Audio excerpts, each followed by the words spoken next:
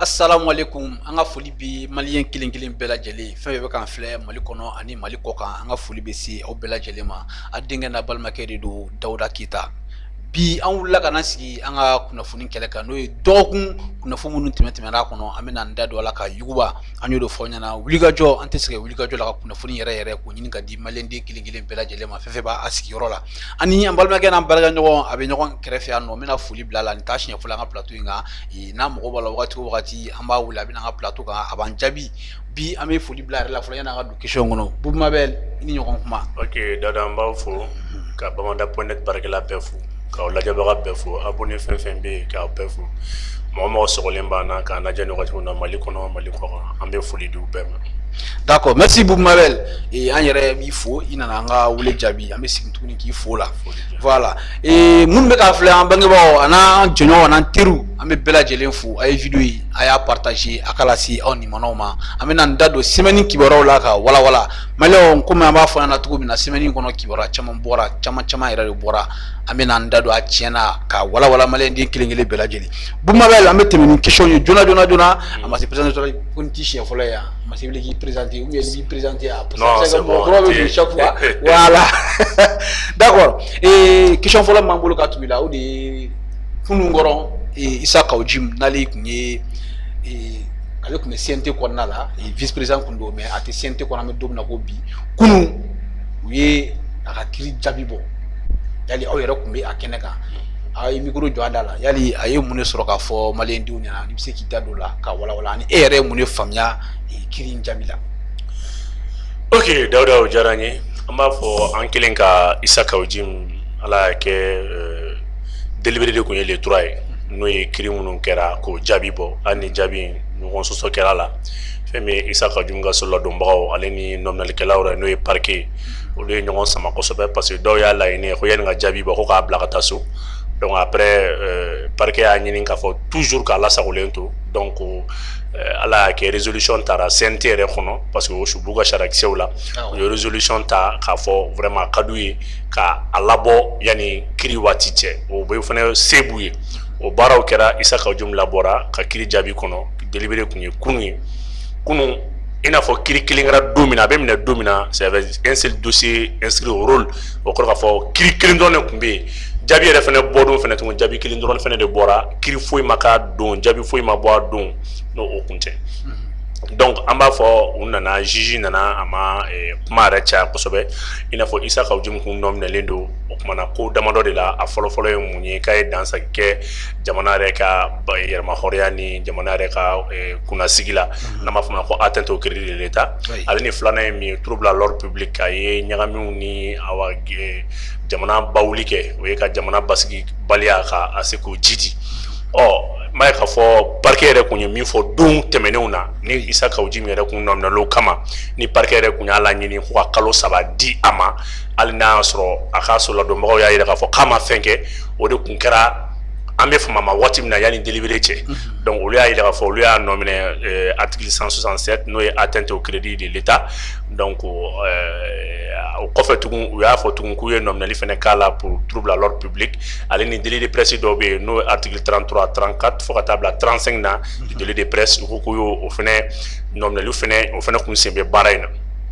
Bon an y'a ye k'a fɔ jaabi kɔni ditɔ juge muso min tun bɛ yen an b'a fɔ k'a barikada vraiment muso min don a bɛ lamɛnni kɛ a ye parti bɛɛ lamɛn i n'a fɔ u yɛrɛ ye doctorat u bɛ baara la don min na kuma la samana don min na u y'a ye parti bɛɛ lamɛn kunun jaabi dila a nana jaabi di bonya ani karama kɔnɔ k'a yira k'a fɔ fɛn fɛn fɔra Issa Kaouji ma k'a daminɛ trouble à l'ordre public k'a daminɛ atteinte au crédit de l'État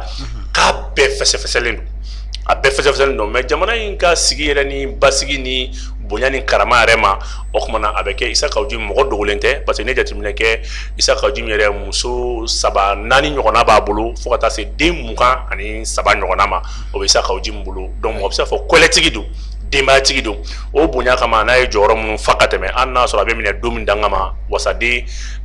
assemblée président 4nan jɔyɔrɔ 4nan tun b'a bolo mais kiiri jaabi bɔ don min na jɔyɔrɔ foyi kun t'a la o kɔni o jɔyɔrɔ in fana minɛla la donc an bɛ se ka fɔ S4e président du CNT donc k'a fɔ u ye kiiri jaabi bɔ mais i b'a ye k'a fɔ parquet yɛrɛ da ma se yɔrɔ dɔ la n'o ye article 53 ni 63 ye donc i b'a ye k'a fɔ juge yɛrɛ da ser'o o ma o fana bɛ tali kɛ toujours atteinte au crédit de l'État ale bɛ tali kɛ o la parce que atteinte au crédit de l'État i b'a ye k'a fɔ alinéa 1 2 3 o b'ale la sigisen 3 de don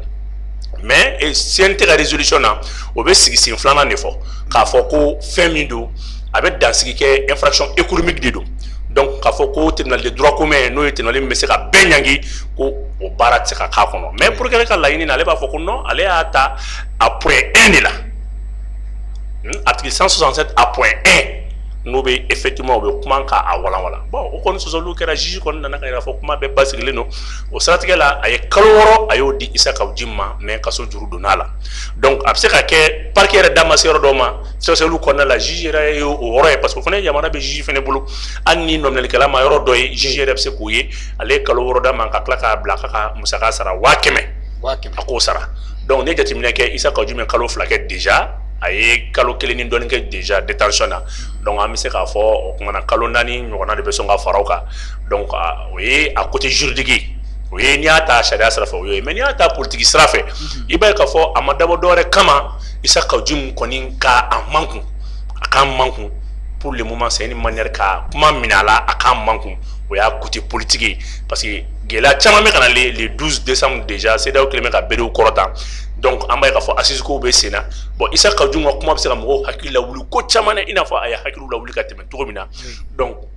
nin bɛ se ka kɛ sababu ye sur le plan politique k'a la man kun walasa fo ka taa se u k'u sago sɔrɔ kuma min na jamana ka basigi dɔɔni a bɛ se k'a bila o côté politique kɔnɔ vraiment kunun an ye kuma di a ma Issa Kaouji yɛrɛ ma i b'a ye k'a fɔ Issa Kaouji yɛrɛ kabini a ye tago kɛ kaso in kɔnɔna ka bɔ a yɛrɛ kɛra mɔgɔ sirannen ye kuma ɲɛ a siranna kuma ɲɛ dɔɔni parce que n'i ye jateminɛ kɛ a ye nin kɛra k'a fɔ le délibéré vient d'être public i yɛrɛ ka hakilina ye mun ye Issa Kaouji taara ni basigiw ni kuma wɛrɛw ye i yɛrɛ bɛna ye k'a fɔ vraiment a bɛ yɔrɔ min na sisan kuma kɛra matanama ko ye quoi donc an bɛ ala deli ala ka bɛɛ kisi kaso ma kaso man ɲi donc a kɔni kɛra mɔgɔ basigilenba ye ala n'a bɛ kuma a bɛ pɛrɛn min kɛ a bɛ tabali non a m'olu si kɛ a bɛ se ka kɛ a bɛ sursis min kɔnɔna la et puis sini bɛ sursis fana kɔnɔ Dawuda f'an k'an profiter k'o fɔ ni Issa Kaouji min yera kuma la kuma min bɛ tali kɛ nin n'a ɲɔgɔnnaw la hali n'a sɔrɔ infraction similaire don k'a fɔ ɲangili ko min bɛ tali kɛ nin n'a ɲɔgɔnnaw la donc Issa Kaouji min bɛ se ka segin kaso la wa min dira ma n'o ye 6 mois ye o bɛ se ka taa kɛ sigiyɔrɔma wɛrɛ ye min ka bon ni 6 mois fɛnɛ mais an t'a dɔn a kɔni yɛrɛ minɛ o yɔrɔ la n'a sɔrɔ a bɛna appel kɛ n'a sɔrɔ a ma jɛn ni kiiri jaabi ye a kɔni a ka ɲininkaliw kɔnɔ a da ma s'o ma comme l'appel est suspensif appel la o b'a yira k'a fɔ jaabi min dira jaabi min gulonnen bɛ to fɔlɔ donc foyi tɛ se ka bɔ a kan mais ni kalo 1 dafara an b'a fɔ ma ko forclusion o kɔrɔ ko dossier forclos la donc mɔgɔ bɛ se k'a fɔ o kɔni ye jaabi kɔlɔsi a bɛ boli Issa Kaouji kan i n'a fɔ u y'a laɲini kɛ cogo min na. D'accord, Mabel, merci beaucoup. Et voilà ka walawalali min di. J'espère que malon aye famiya sɔrɔ Issa Kaouji ka jaabi ninnu kɔnɔna la. Et hali an bɛ tɛmɛ ni question ye. Et Mabel, an ma tɛmɛ nkɔrɔ dɔgɔkun tɛmɛnen Cheikh Imam Mamud Dicko. Voilà, a bɔra a ye point de presse dɔ kɛ k'i adressé malien kelen kelen bɛɛ lajɛlen la. E yɛrɛ ye mun de faamuya bɔli in kan? I bɛ se ka mun de fɔ maliyɛnw ye? E yɛrɛ ye mun de fɛnɛ faamuya la? Bon i b'a dɔn technique de bɛ malien jamatigi bɛɛ bolo quoi u b'a wele kun min kama n'u bɛ taa min fɔ a ye kelen tɛ donc Mamud Dicko yɛrɛ fɛnɛ n'a ka fɛɛrɛ fɛnɛ don parce que bɛɛ n'i ka fɛɛrɛ de don a ye wele bila k'a fɔ don dɔ sera ale ye alimami ye a ka mɔgɔw wele ka taa alikuranɛ kalan na ka taa a kuma na deli kɛ ala bɛ sɔn kama ala bɛ sɔn cogo min na ka na nɔgɔya di jamana ye parce que i b'a ye k'a fɔ Mumuni ka kɛlɛkɛbere ye duwawu di Mumuni jigi tɛ se ka da foyi kɛ ni duwawu tɛ à chaque Imam Dicko a ye weleli kɛ n'o sira de ye i b'a ye k'a fɔ maaw bɔra k'a laminɛ videomanw b'a la activistes b'a la blogueurs b'a la hali minnu yɛrɛ ti alisilamɛya diinɛ la olu bɛɛ b'a la barisabula mɔgɔ caman bɛ t'ale lamɛn ko fila a bɛna taa min fɔ a n'a taa wolo min na donc an bɛ se k'a fɔ kuma yɛrɛ min ye ɲɛ sɔrɔ ka kuma la kosɛbɛ kosɛbɛ o ma kɛ kuranɛ kalan ye o ma kɛ ala wele mais kuma min yɛrɛ b'a kɔnɔ k'a fɔ o de ye sanga sɔrɔ kosɛbɛ parce que i b'a ye k'a fɔ c'est vrai a b'aw wele ala wele ma mais aw ta kun ye ala ko kuma in tɛ dɛ kuma min bɛ taa bɔ a da a n'a yɛrɛ ŋaniya ye mun ye ka ɲɛsin jamana marali ma effectivement kuma taara bololu kan a Sheikh Mahamudu Diko alhamdulilayi a bɛ fo a ye kuma caman fɔ kuma minnu n'a bɛ tali kɛ ani mɔgɔ mɔgɔ jɛra ani mɔgɔ mɔgɔ y'a bolo di ɲɔgɔn ma a ye mɔgɔ mɔgɔ dɛmɛ ale tila ka kɛ o bɛɛ binbaga ye a ye mɔgɔ mɔgɔ dɛmɛ ale de y'a bɛɛ la bi donc i b'a ye k'a fɔ o kunnawolo kuma a y'o fɔ k'a yira k'a fɔ ale kɔni ni mɔgɔ mɔgɔ bɛɛ jɛra fo ka taa se Elhaji Ibrahim Boubacar Keita ma o yɛrɛ la tun k'a fɔ ko Ibeka ye fɛn k'a la Ibeka ma fɛn k'ale la mɔgɔw de taara don ale kan sufɛ o y'a ka kuma jateminɛ donc ka taa don ale kan sufɛ k'a labɔ k'a fɔ k'u ka jɛ ka nin kɛlɛ kɛ ale y'a ye fɛnɛ kɛlɛ min don effectivement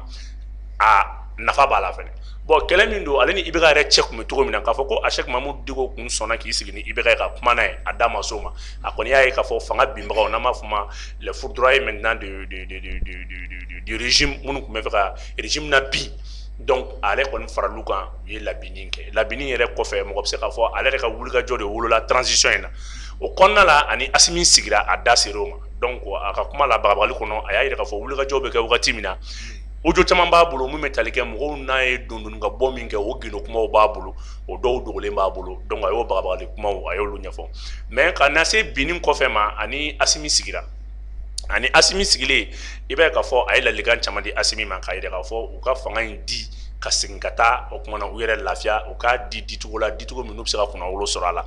nka o y'a sɔrɔ Asimi n'u ka jaabi n'u ka fɛn bɛɛ kun don mais a bɛna fɔ o yɔrɔ dɔ la tun k'a fɔ Idrissa Ablaye Mayiga n'o ye Ibeka yɛrɛ ka premier ministre kɔrɔ dɔ ye vraiment Ibeka de y'a fɔ a ye ko cɛ ye hɔrɔn ye mais ale yɛrɛ ni cɛ in ka jɛ la ale nana seereya cɛ ka hɔrɔnya kan ale ka seereya kɔfɛ u ka hɔrɔnya kan i bɛna ye k'a fɔ a nana jɔyɔrɔ proposé ye mais k'a fɔ ko gentil de ye jɔyɔrɔ d'a ma k'a d'o ma a d'a ma to o yɔrɔ la ale kɔni y'a yira k'a fɔ a bɛ se ka kɛ premier ministre mais ala y'a kɛ o ma sɔn a ma o ma sɔn a ma min kɛ o bɛnna ni Mukutari Wani taara foli la ale fɛ bon hali n'a y'a sɔrɔ o kumaw tun bɛ ŋunuŋunu ni bɔlɔlɔw kan k'a fɔ ko a ma Mukutari Wani di a m'a di bi a m'a di ale la a lafasabaga caman y'o kuma fɔ mais a yɛrɛ ye nɔgɔ bɔ kuma la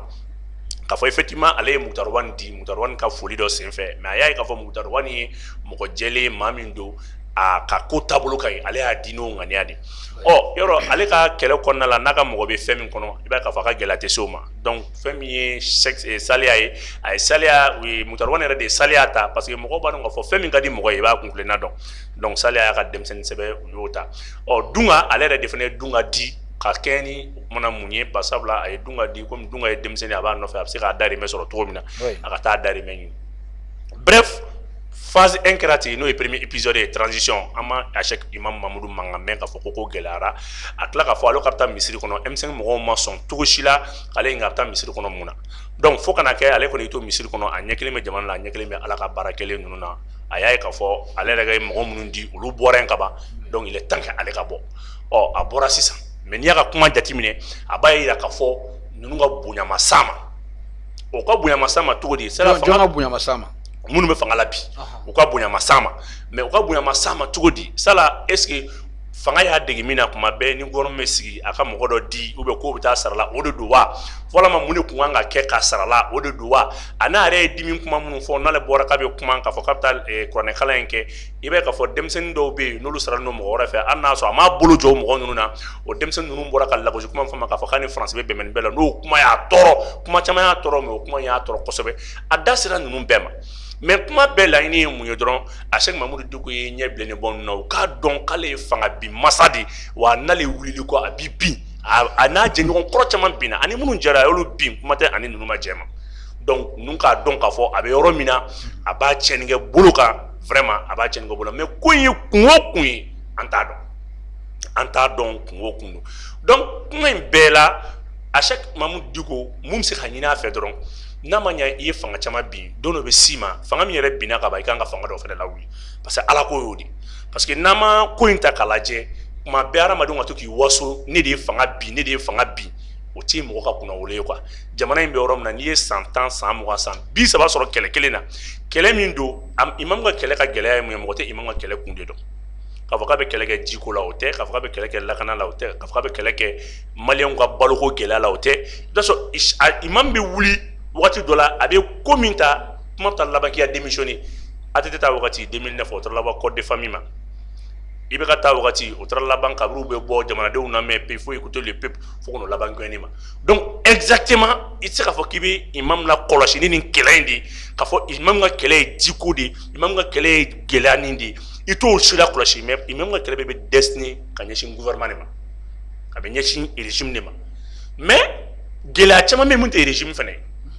parce que hali n'i y'a ye ale ko ko mɔgɔw taara don ale kan dɔnnibaa ka ca dɛ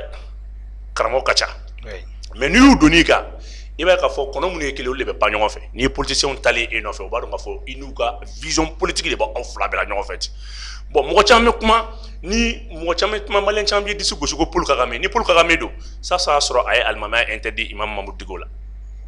a bɛ alimamiya interdit a la parce que chaque fois e tɛ se ka na ka na kutuba kalan ka hadamadenw hakili lawuli i n'u bɛ jɛ ala ko ma i n'u bɛ jɛ kira ko ma i bɛ tila k'o mɔgɔ kelenw fara i yɛrɛ kan tuguni ka tila ka taa don da fɛ da min n'a ka jugu donc don dɔ sera sa an ka fara ɲɔgɔn kan ka Mali lajɛ ale yɛrɛ ka ala wele Mali ye ten sa barisabula e ni bɛɛ bɛ jɛ mɔgɔ si jo t'a la e dun bɛ mɔgɔ d'u ma i bɛ mɔgɔ dɔw d'u ma u bɛ kundɔyɔrɔ d'o tigilamɔgɔ ma u bɛ siriɲɛ ni siranya sera yɔrɔ dɔ la min tɛ ala ta ye don dɔ sera an bɛɛ ka segin an kɔ Dawuda ne ye min jateminɛ a ka kuma la wulili min kɛra ka taa kuranɛ kalan ma ani kuma min bɔra a yɛrɛ da a kɛ i n'a fɔ dusukasa min b'a la a y'i profité de fɛ k'a ka message lase dusukasa in kɔfɛ tugun a b'a yira k'a fɔ franchement a bɛ yɔrɔ min na a dusuma man di kosɛbɛ hali n'a sɔrɔ bandaw ka wagati a bɛ se k'a fɔ a da donn'o la mais ma min faamuya a y'a yira k'a fɔ M5 mɔgɔw taara ni CV 14 ye mais ma min dɔn Mutari Wani dama don kɛlɛ la a ma wuli k'i cɛsiri Mutari dama kabini a bɔra fanga la Mutari Wani dama don jamana mara a jamana ka basigi ni jamana ka gɛlɛya kɛlɛ foyi la bon e ni minnu ye kɛlɛ kɛ hɔrɔn ma sɔrɔ olu la yɛrɛwolo ma sɔrɔ olu la ala dɔnbaga ma sɔrɔ olu la parce que a mana kɛ cogo o cogo depuis le départ ni premier ministre kun bɔra M5 na gɛlɛya dɔw kun bɛ yen anw tɛ bi olu kɔnɔna na donc n'o ma b'o la f'e kelen ye premier ministre choisi alors que M5 ye CV 14 bila ka taa premier ministre kelen ma b'o la ne bɛ se k'a fɔ imam bonyana ne bɛ se k'a fɔ imam de ma bonya lasegin M5 ma parce que ni fɛn bɛɛ dir'e kelen ma e dun de n'u ka autorité morale ye e kan k'a dɔn i n'u ye kɛlɛ kɛ ja e tigɛlen don o la donc o kɔrɔ mɔgɔ kan'a fɔ i bɛ mɔgɔw fara i yɛrɛ kan i yɛrɛ tigɛlen don mɔgɔ minnu na parce que o de y'a to ale ma premier ministre b'olu la donc o kɔni ye fili ye ne fan fɛ. D'accord, merci Boumabel i bɔra ka imam Diko ka o don in na conférence y'a walawala j'espère que maliyɛn denw bɛɛ ka faamuya sɔrɔ a la an bɛ ladɔnniya tuguni k'a fɔ imam bɔlen a y'a ka kumaw fɔ ni ma fili tɔrɔ y'a ye réseau kan Muntaka Tall ale bɔra imam ye version fɔ ale y'a yira k'a fɔ ko o y'a contredit. Ouais, i b'a faamuya Muntaka y'a contredit e yɛrɛ bolo jɔn de ta ye tiɲɛ o la sisan. Bon i b'a dɔn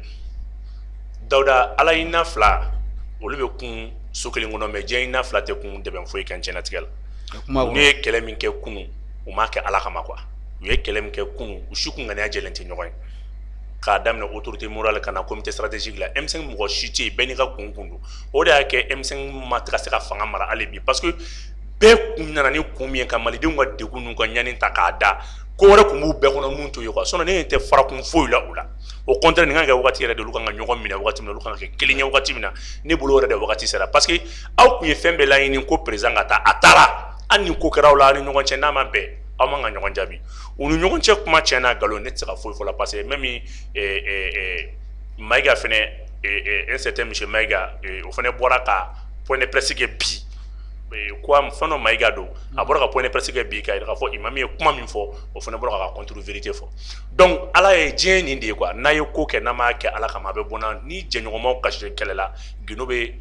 ni jɛ tiɲɛna gindo bɛ kasi quoi donc ala de bɛ ka bɔ ni gindo ninnu ye kelen kelen parce que mɔgɔ si kun se k'i jɔ imam ma bi k'a fɔ i ye kuma min fɔ ko tiɲɛ tɛ n'a yɛrɛ jɛɲɔgɔnw cɛ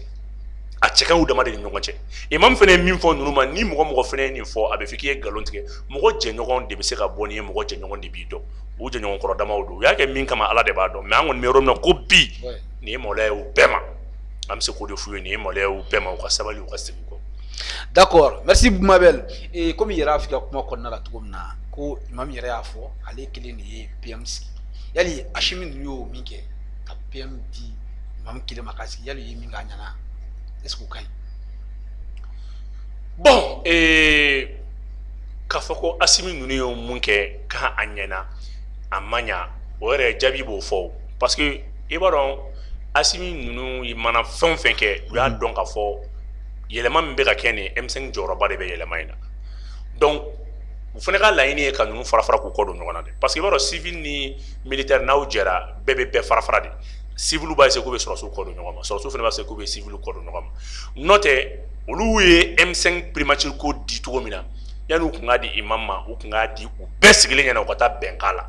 o kun cɛ ka ɲi mais olu y'a to M5 CV 14 nalen sɔrɔsiw y'a dɔn k'a fɔ bɛnbaliya bɛ ninnu ni ɲɔgɔn cɛ mais sɔrɔsiw y'u bɛɛ bila balance kɔnɔ k'u peser u y'a k'a fɔ imam ka girin n'u ye quoi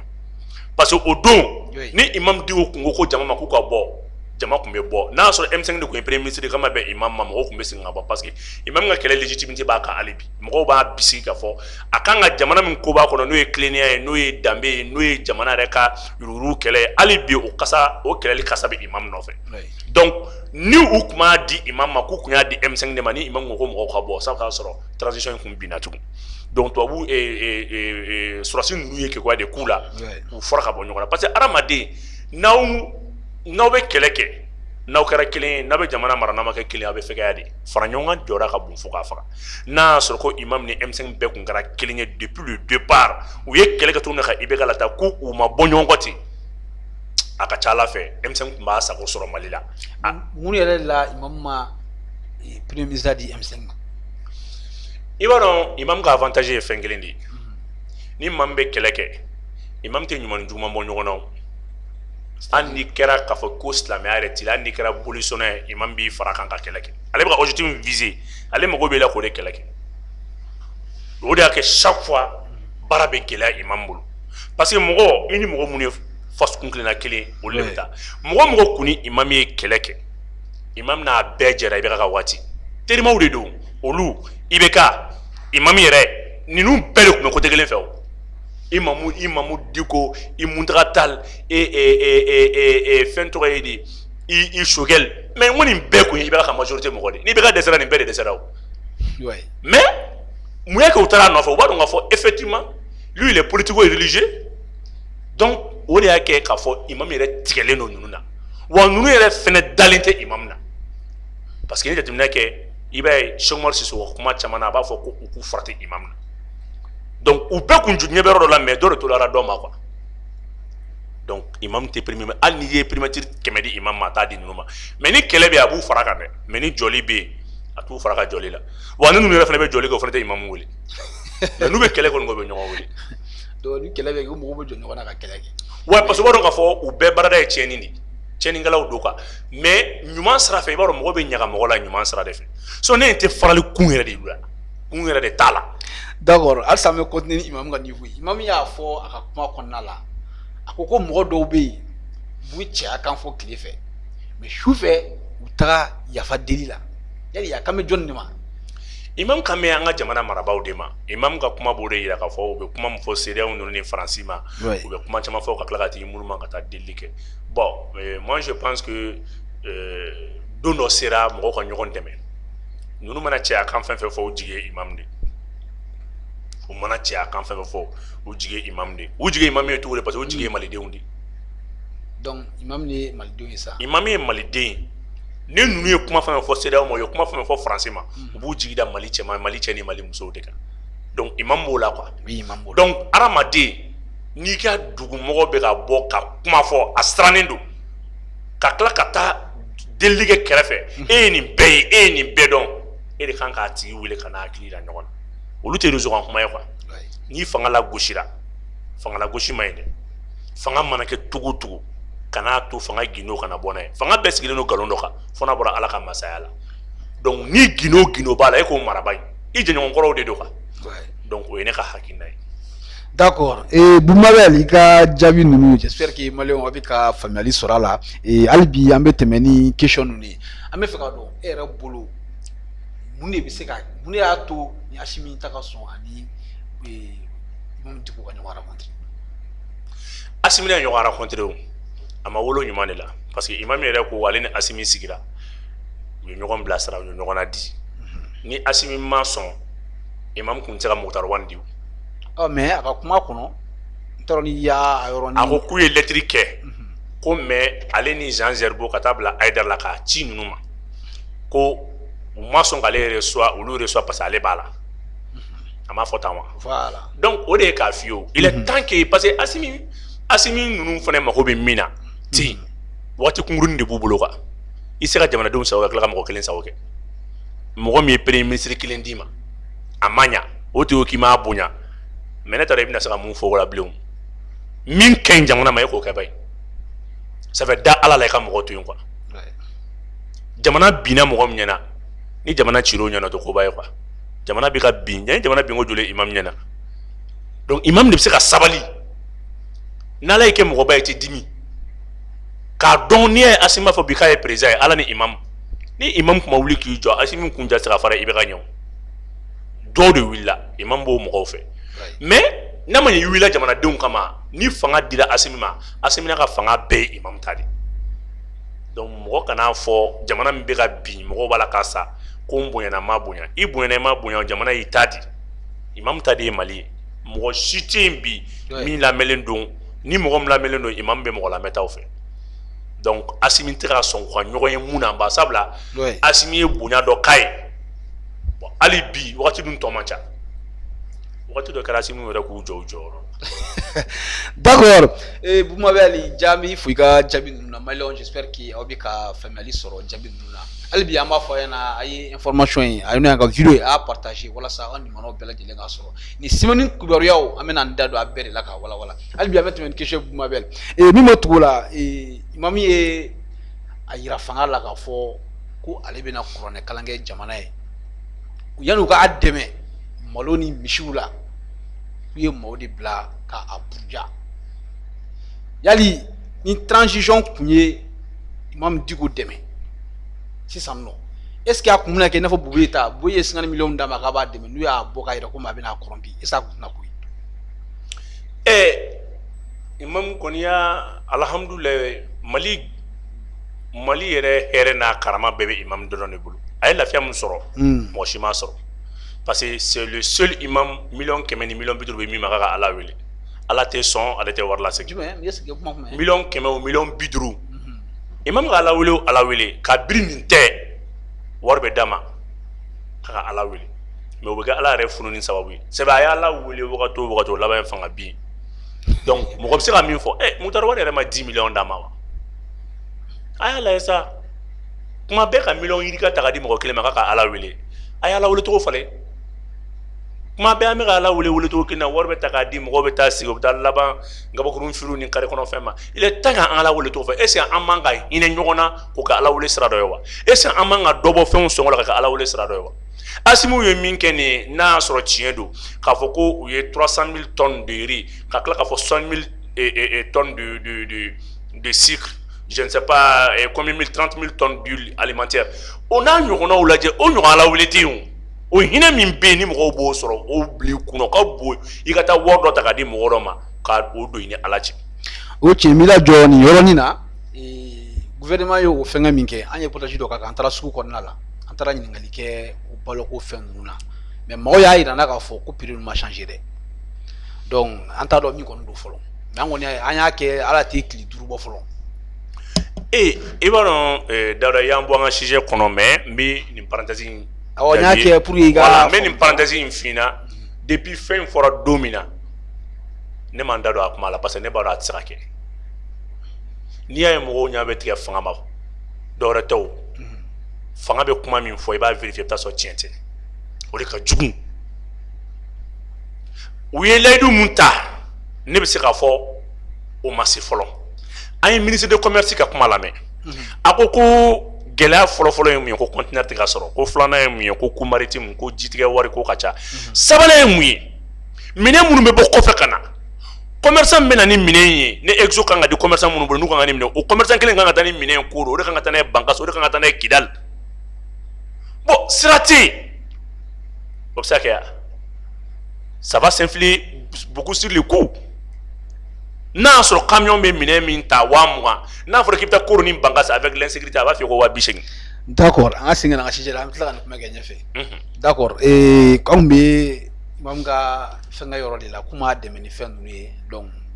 ni ɲininka yali ni transition tun y'a dɛmɛ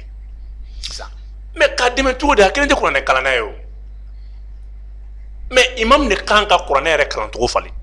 k'a fɔ don o don ne bɛ wari minɛ ka taa kuranɛ kalan jamana tɛ ka yɛlɛma est-ce que an tɛ wariko yɛrɛ bɔ a la sa jogow ka falen wa jamana marabaaw k'u jogo falen dɔnnibaw k'u jogo falen jamanadenw yɛrɛ k'u jogo falen parce que ko fila de don Dawuda yanni ka ala wele hɛrɛ la kana don bɔnɛ dun e dun bɛ bɔnɛ kɔnɔ i bɛ ala de deli bɔnɛ ka taa hɛrɛ ka sɔrɔ ka na anw kan ka ala de wele bɔnɛ min bɛ ka jigin jamana kan tɔɔrɔ min bɛ sigi jamana kan o tɔɔrɔ in ka taa o tɔɔrɔ dun tɛ taa abada n'an m'an jogo falen donc imam chaque fois kabila bɛ au conseil président la jamana bɛ wari d'a ma k'a ka ala wele ala ma kuma mais il est temps que ale yɛrɛ fana ka fara mɔgɔw fana kan an ka ala yɛrɛ lajɛ a ko bɛ cogo min an ka jogow lajɛ donc an ka wari di in dabila. D'accord, merci Boubabel. Et bi an bɛ tɛmɛ ni question ni kun ye an da don ne Imam Dicko ka o don na bɔli la. Boubabel ko ale kɔni ye faamuya min sɔrɔ a la a bɔra k'o walawala an ye question minnu fɔ a kun fɛnɛ a bɔra k'o walawala Maliyɛnw j'espère que a ye faamuya sɔrɔ a la bɛɛ n'i hakilinata don hali bi an bɛ continuer ni question ye Boubabel parti groupement politique min wulila waati dɔ la ka u ye fara ka ɲɔgɔn dɔ kɛ n'o le cadre des échanges des partis politiques maintenant u y'a fɔ k'a fɔ ko sigikafɔba in kun bɛna kɛ n'o ye assise nationale ye ko tɛna t'a la. Mais an y'a ye tile fila in na ma mɛn kosɛbɛ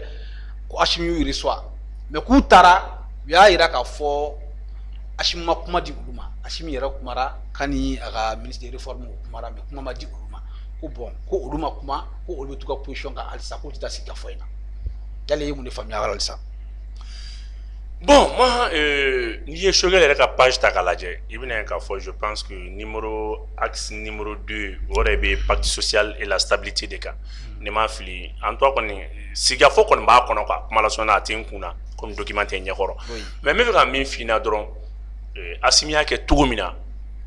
a kiri ko foutaise bɛ ko dalakɔrɔbɔli ka mɔgɔw wele ka na a don Asimi ni Ikasa dɔrɔn de kumara Ikasa ye discours kalan Asimi ye discours kalan mɔgɔw wulila u taara karisa aw tɛna mun na o de ka bon Asimi bolo bi Asimi parce que Assise donnen don déjà les termes de référence sont déjà connus Asimi kuma kan ka taa boli minnu kan olu donnen don déjà maintenant aw k'aw tɛna kun min na a b'o de fɔ ni kun ye ne da Asimi yɛrɛ ma ka ne ka Asimi ne kun b'a fɔ a ye a y'a ka proposition ci ma a y'a ka motifu ci ma n b'a examiner n bɛ sɔrɔ ka aw lasigi ka aw ɲininka a b'a ka motifu fɔ n b'a lamɛn mais n'i ye mɔgɔw wele ka na mɔgɔw ka fɔ effectivement Asimi y'a bolo bɔ u nɔfɛ ka na ka kuma an ka tiɲɛ fɔ ɲɔgɔn ye Mali t'o dugu ye dɛ Mali ye sigikafɔ dugu ye mais ko to ɲɔgɔn tala ni ɲɔgɔn na mɛn fɛnɛ dugu don dɛ ne fɛ hali bi jamana ɲɛmɔgɔ don mais wagati kunkurunin jamana ɲɛmɔgɔ de don ni dusu don bɛɛ bɛ se ka jamana mara mais ko to ɲɔgɔn tala de b'a to a dɔ bɛ da dɔ la sinon mɔgɔw dara Asimi na mɔgɔ si tɛ Asimi dɔn mais mɔgɔw dara la Dawuda mɔgɔ bɛ da mɔgɔ ba mɔgɔ b'i ba kanu n'i kɔrɔbayara mais i ba b'i kanu ka sɔrɔ a t'i dɔn mɔgɔ ba de bɛ k'i fɛ ka sɔrɔ a t'i dɔn i fa bɛ k'i fɛ ka sɔrɔ a t'i yelen dɔn ka sɔrɔ i ma bange yɛrɛ u bɛ nisɔndiya ko den dɔ bɛ sira la ka na wa jamana kanu bɛ ten ni mɔgɔw dar'i la bɛɛ kanu il se peut que ne ka kuma in bɛ se ka dɔw tɔɔrɔ parce que a ka di dɔw b'u bolo Mali tɔ tora min ye bi hali maliden fatɔ Mali mago b'a den bɛɛ la mais sabali de bɛ se fɛn bɛɛ la donc moi je pense que ni mɔgɔ k'i ma k'a tɛ fɛn na a to yen taa n'i ka assise ye taa n'i ka assise ye e de bolo a bɛ se ka ɲa tan taa n'a ye ne bolo ne yɛrɛ fɛ a kana mɔgɔ si wele bilen a ka taa n'a ye n'a ɲɛna a fɔra a banna n'a ma ɲɛ fɛnɛ o kɔrɔ k'u jo don. D'accord, merci beaucoup. Boubabel ya jaabi ninnu j'espère que Maliyɛnw bɛ walawalali sɔrɔ a la mais Boubabel n'i y'a ta k'a lajɛ u ko k'u bɛ assise daminɛ dimanche le 11 mais mun de la u y'a kɛ don chômé don tɛ baara dimanche. Oui, oui, à premier jour et puis ça c'est maintenant oui assisé depuis maintenant au bas même de l'échelle avec dame commune de la Kayela Kata. Donc dimanche yɛrɛ de ɲan'o la kosɛbɛ dimanche ɲan'o la parce que i b'a ye k'a fɔ kuma minnu kan ka taa fɔ u ka fɔ la n'i y'a assise thème de référence jateminɛ o kuma ninnu kan ka bɔ duw ni kabilaw ni sigidaw de la gɛlɛyaw bɛ daminɛ sigidaw de la donc n'i y'a daminɛ dugu ma i bɛ bɛɛ permet bɛɛ ka se ka kuma ne kɔni ye dimanche in kɛ o de vraiment dimanche in hakilina ɲana ni bɛɛ ni minnu bɛ s'u yɛrɛ kɔrɔ n'olu sera ka bɔ ka se ka taa kuma o de kɔni ɲɔgɔn tɛ parce que ni dukɔnɔ kumaw ni kabilaw ni sigida kuma fɔra kuma tɔ ka nɔgɔn sanfɛ donc a daminɛla dimanche le 11 hakilina ɲuman don ne bolo. D'accord, merci beaucoup Mabel. Ni kun ye an ye o kɔnɔna la an bɛ tugu min na sa komi bɛɛ lajɛlen tulo donna la semaine in kɔnɔ n t'a dɔn ni yɛrɛ a vocal dɔ bɔlen don sisan ko o ye Choguel vocal ka kumakan dɔ don an kɔni an tɛ se ka identifier n'o don n'o tɛ mais an bɛ kuma ni kuma minnu fɔra a kɔnɔ n t'a dɔn ni yɛrɛ y'a lamɛn yali e ye mun de faamuya kuma in na ani mun de fɔra. D'abord ne ye min jateminɛ kuma in na Choguel y'a yɛrɛ vraie version de fɔ Choguel yɛrɛ ye min ye o de fɔ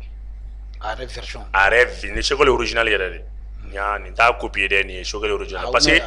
Choguel phase ka ca Choguel n bɛ fanga nɔfɛ Choguel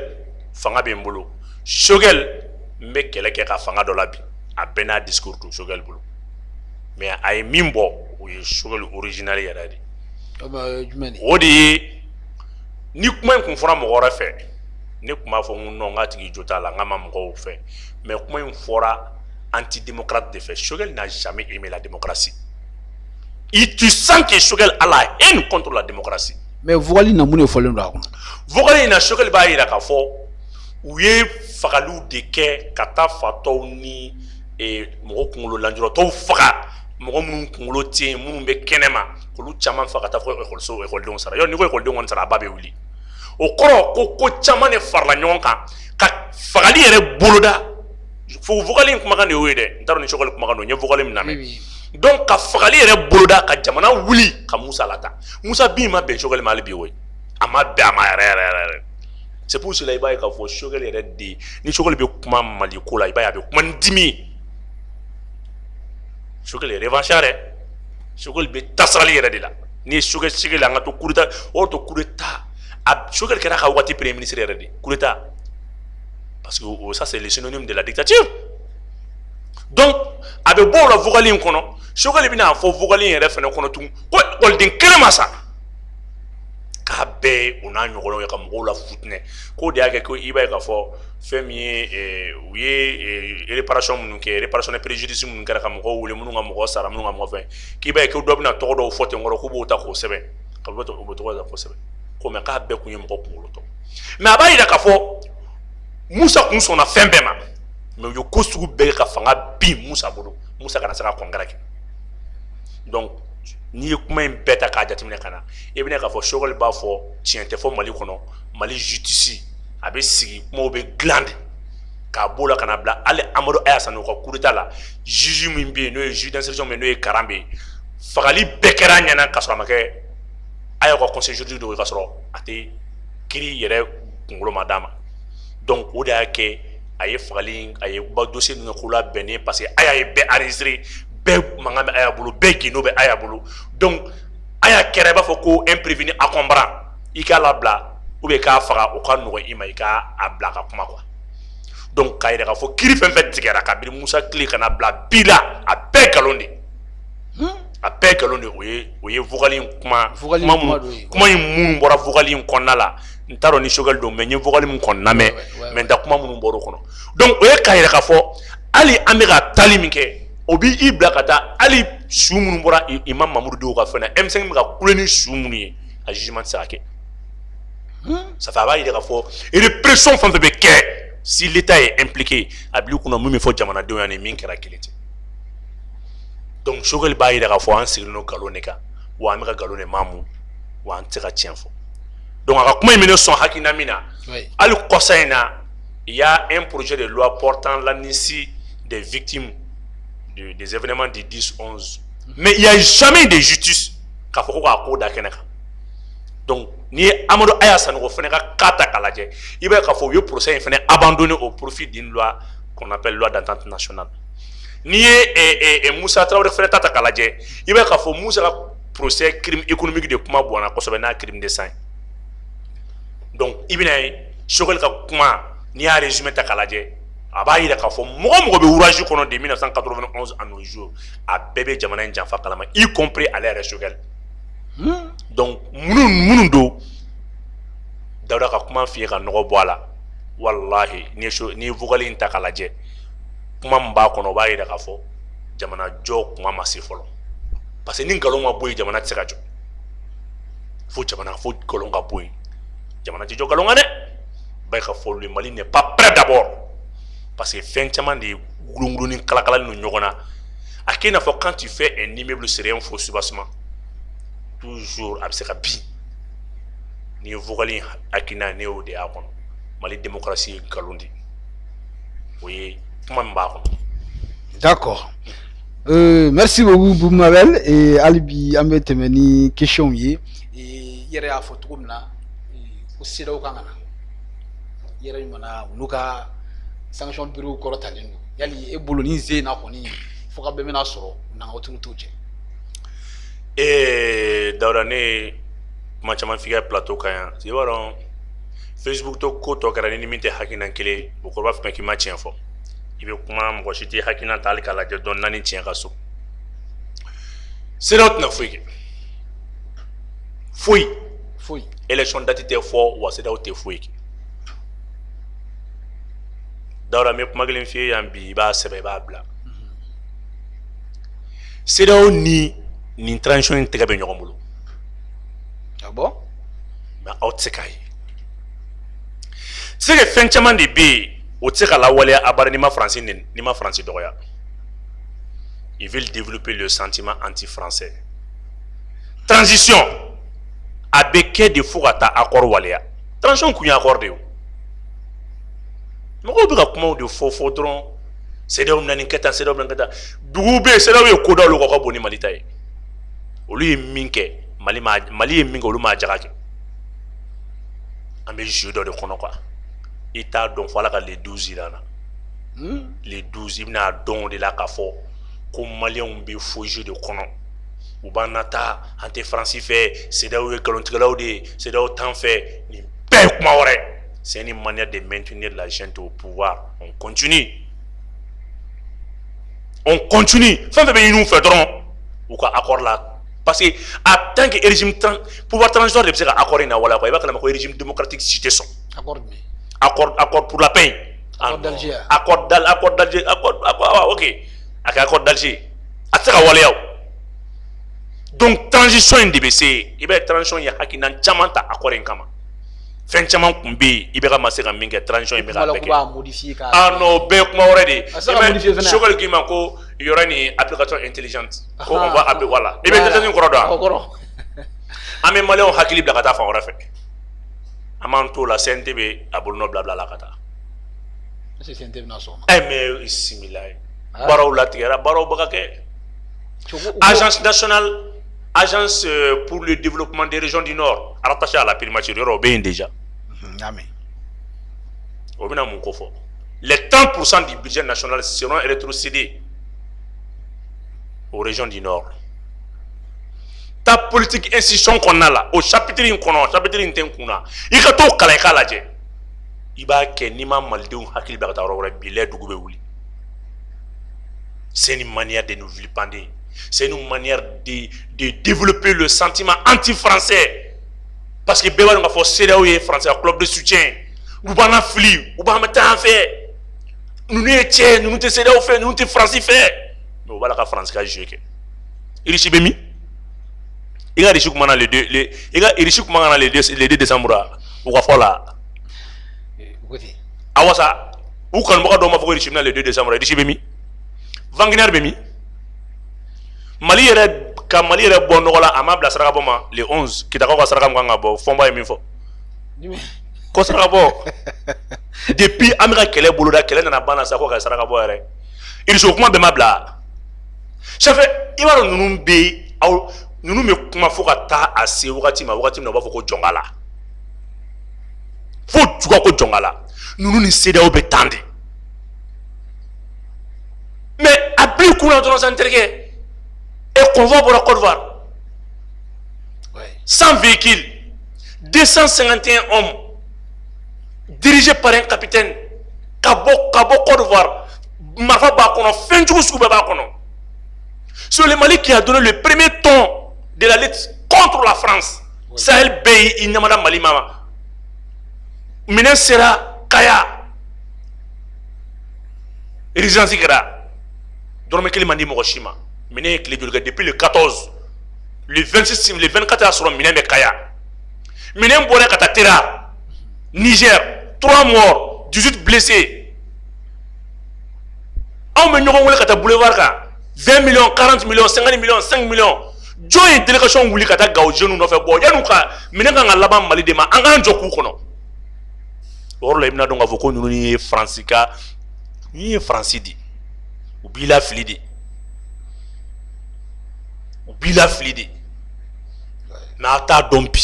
a kuma ka girin aw hakili ma bi aw t'a ye i y'o liti min ye dɛ o de ye kɛlɛ yɛrɛ yɛrɛ ye préfet t'olu bolo Faransi kama dɛ mais Faransi ka passage o passage attaque bɛ kɛ an tɛ Faransi fɛ u wulila k'u jɔ k'u cɛsiri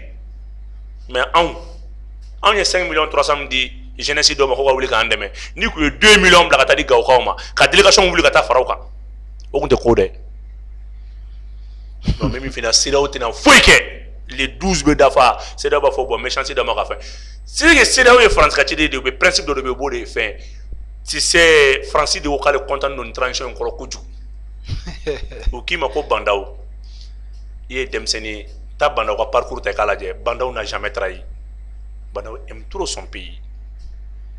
Bandaw ni Faransi bɛ kɛ mun na parce que u b'a dɔn k'a fɔ bi n'i ko k'i tɛ Faransi fɛ bi i bɛ mandiya sɔrɔ Mali kɔnɔ i bɛ kodenya sɔrɔ i bɛ fɛn bɛɛ sɔrɔ donc u ye fɛn bɛɛ ta ka da Faransi kun Faransi fana ka bolofara ye CEDEAO ye